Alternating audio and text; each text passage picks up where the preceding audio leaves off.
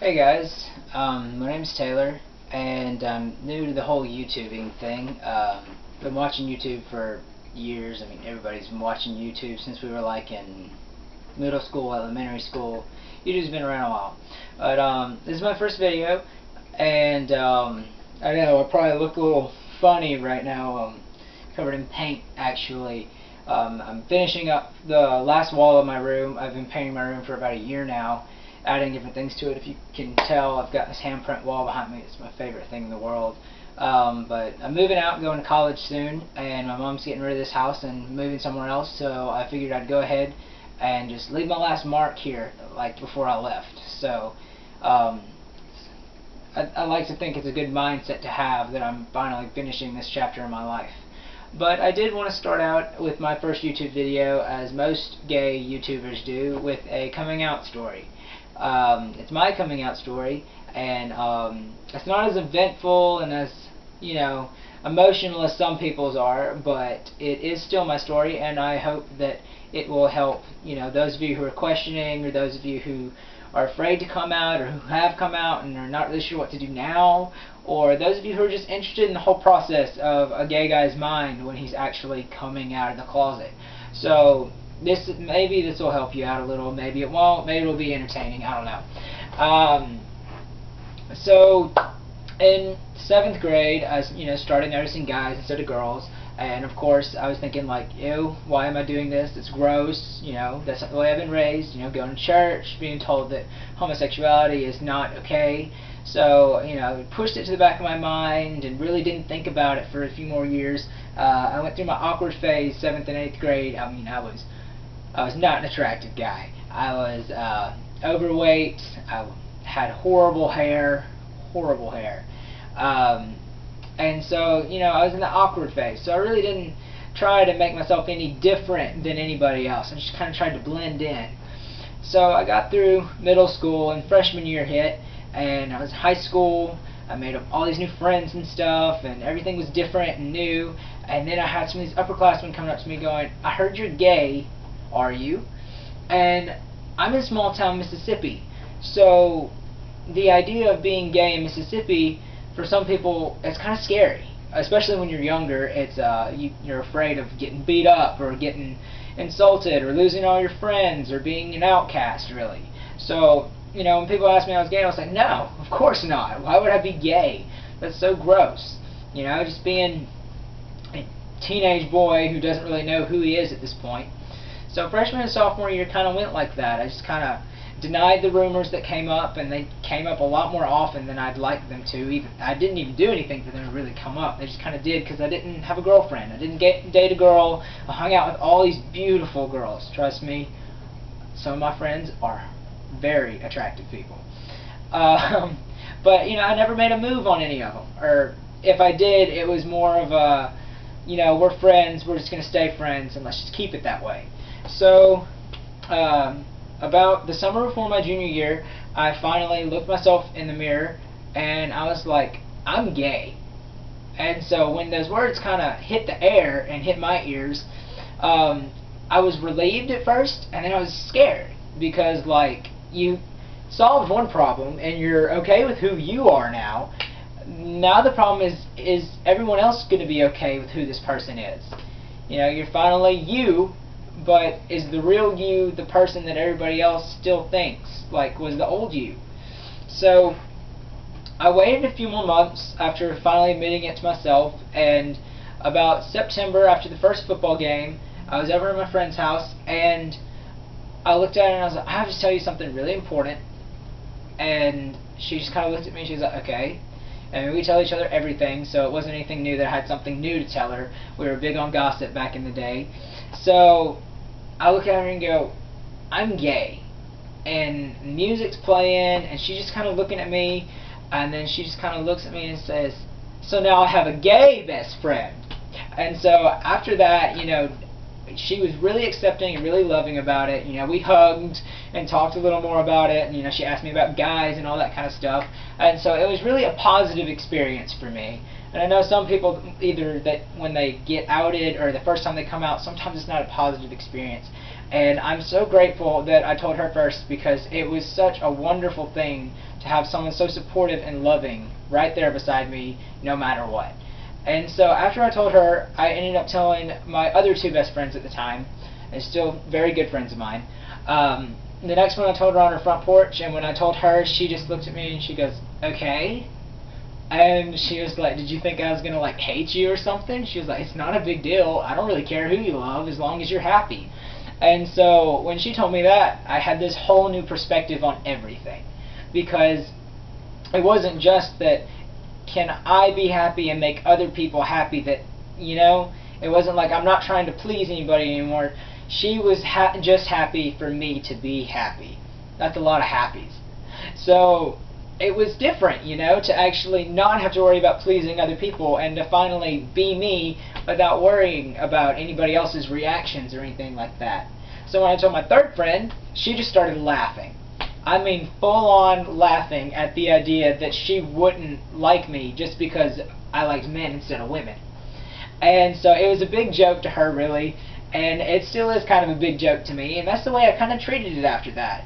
You know, I joke around about it with people. I wasn't fully out, but I was out to those three, and so it wasn't a big deal to me anymore, because three really important people to me knew, and they didn't care at all. So I took the next step as being, I need to tell my mom. And I love my mom. My mom is one of the most important people in the entire world to me, and I would do anything for her. And I decided in December, before I told anybody else, that I needed to tell my mom who I was.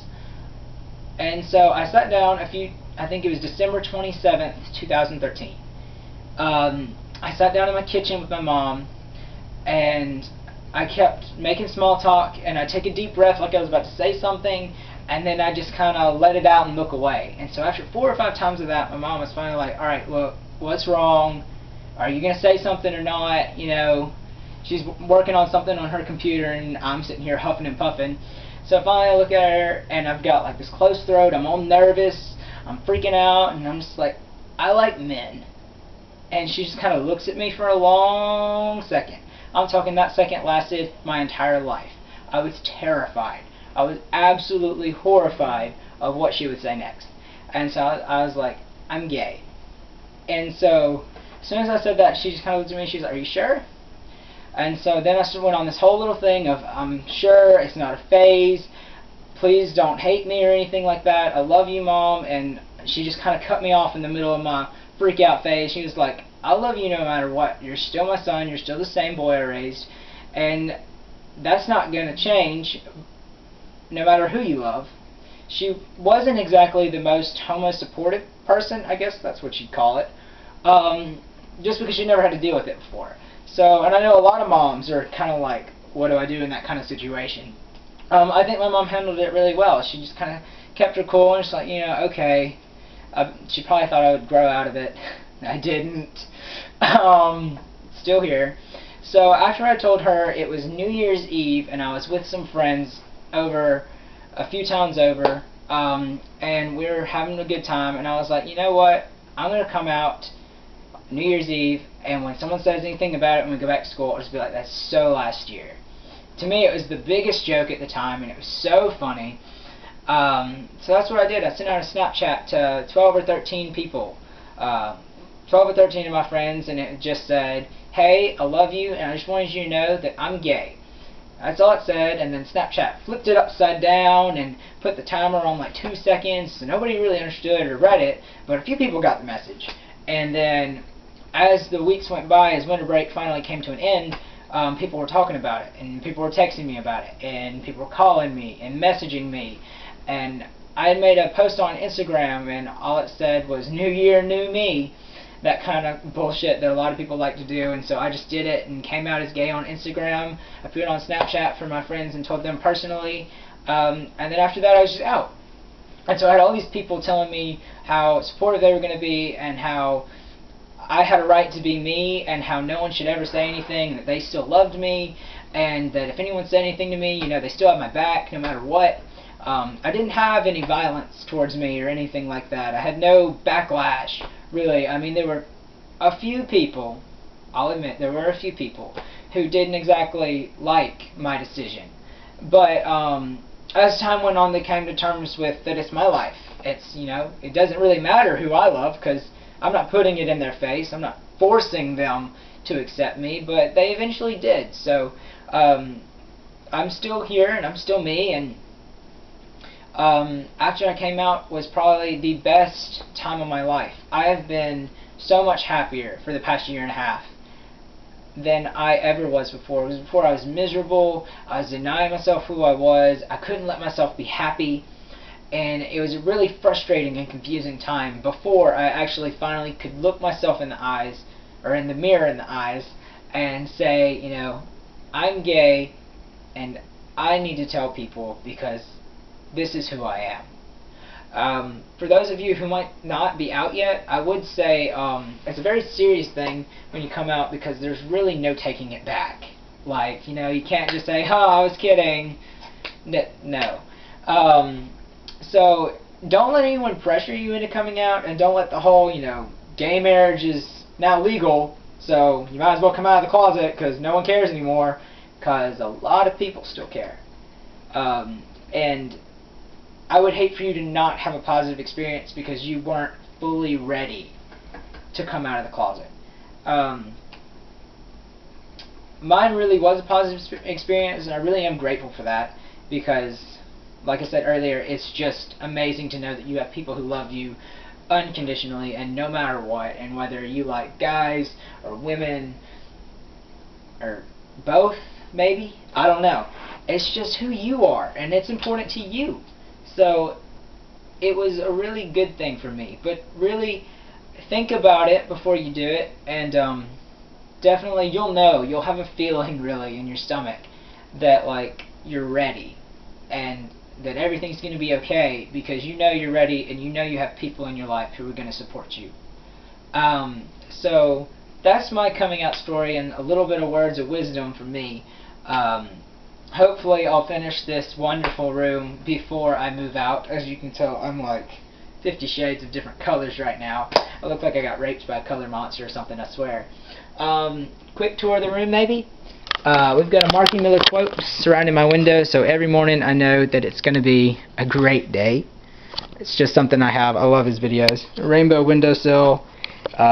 This is where I'm working on my last wall. It looks a little incomplete right now because it is. Lots of quotes on this wall back here. Very important. And the most important people in my life have their handprints on this wall. So if you're one of those, you're special to me, and I love you to death. And so I will never forget you. So I'm moving out of this house real soon, actually, and so that's why I'm making a big deal about finishing that last wall and finishing up this room and making a big deal about what's going on in here. So it really is important to me, because this is where I've grown up, you know. So this is my first YouTube video, my coming out story, a little bit about me. So I don't know when I'm going to post another video, if it'll be soon, if it'll be never, because I'm just mortified because people make fun of me for making this video. I don't know. But that's it. I don't really have a sign off kind of thing, so I'm just going to say until next time, guys.